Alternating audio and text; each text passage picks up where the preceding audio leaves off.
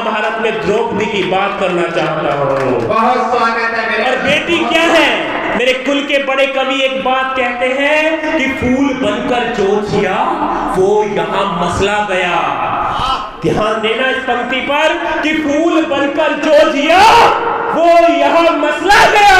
इंसान को फौलाद के सांचे में ढलना चाहिए और छीनता हो हक तुम्हारा उस वक्त कोई आंख से आंसू नहीं सोला निकलने चाहिए।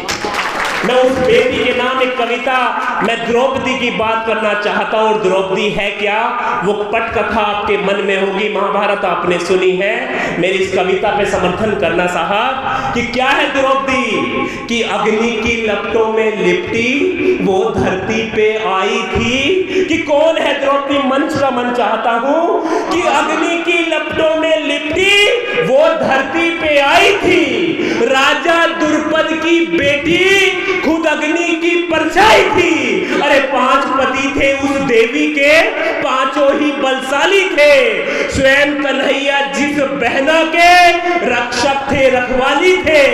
इतिहास समूचा पढ़ लेना, सबसे मनहूस घड़ी थी जी वही द्रौपदी राजसभा में आंसू लिए खड़ी थी जी। एक बार जोरदार तालियां बजा दीजिए, बहुत गहरी बात कही, बहुत शानदार। और क्या हुआ जब उसे राज्यसभा में लाया गया, जब उसका चीरहरण हुआ तो वहां बहुत सारे लोग उपस्थित थे।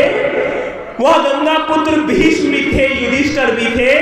तो उस द्रौपदी ने उन सबसे सवाल क्या किया कि लज्जित हुआ गंगा का बेटा, शीश गड़ा था धरती पर। यदि राज्यसभा में आप लोग पहुंच पाए तो आपका मन चाहता हूं कि लज्जित हुआ गंगा का बेटा, शीश गड़ा था धरती पर।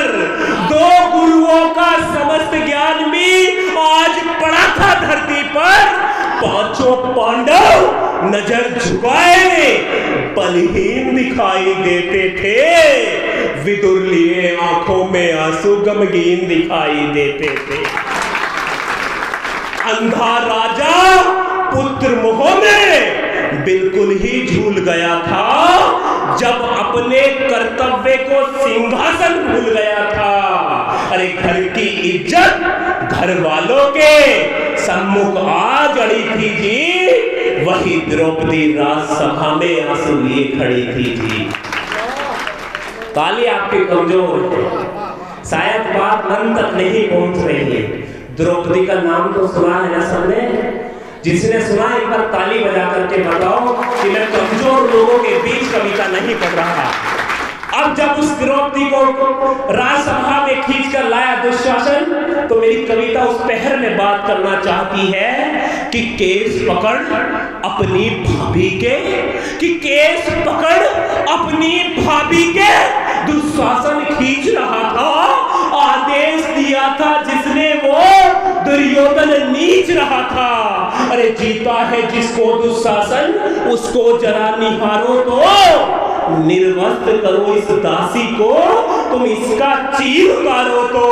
अरे झुकी हुई नजरों में धीर देखना है मुझको और घमंडी आंखों में नीर देखना है मुझको। अद्भुत, बहुत शानदार। अंधा राजा पुत्र मोह में बिल्कुल ही झूल गया था और सुनकर के अंधे का अंधा आंखें बहुत चढ़ी थी जी वही द्रौपदी राज्यसभा में आंसू लिए खड़ी थी जी। वाह वाह। अगर कविता समझ में आई तो एक बार तालियों से मेरा समर्थन करो। और जिस कविता का एक मिनट की कविता है, मैं अपना स्थान लेता हूँ क्योंकि और बड़े कवियों को आपको सुनना है। जो एक ऐसी रचना जिसने मुझे शुरुआत की, वो कविता जिसने मुझे आपके बीच तक पहुंचा दिया। मंच के लोग समृद्धशाली हैं, वो उस कविता को सुनकर ये कहेंगे उसमें कविता जैसा कुछ भी नहीं है। लेकिन मैं उस कविता को इसलिए पढ़ता हूँ क्योंकि उस कविता ने ही मुझे कवि बनाया है। मैं एक सैनिक की कविता आपको सुनाता हूँ। यहाँ जितने लोग उपस्थित हैं, आप में बहुत सारे युवा हैं जो कल सेना में जाएंगे। मैं आपको एक इंगित करते हुए 2 मिनट की रचना आपके सामने रखता हूँ कि सैनिक बनता कौन है साहब। अब तुम्हारा ध्यान मांगता हूँ कि सैनिक बनता कौन है। हमारे परिवारों से बच्चे सेना में जाते हैं और उस सैनिक की व्यथा मैं आपके सामने रखता हूँ। ये कहानी में मैं इसमें आपसे तालियां नहीं चाह रहा, आपका ध्यान चाहता हूँ। मैंने एक सैनिक की आरती लिखी है, वो आरती आपके सामने गाना चाहता हूँ। कौन बनता है सैनिक कि वो वही मिट जाएगा, ये वो सैनिक जानता है कि वो वही मिट जाएगा, ये वो सैनिक जानता है। लेकिन फिर भी वो सरहद को भगवान मानता है, देवों की पूजा उसका बलिदान है, परिवार से बड़ा उसके लिए हिंदुस्तान है।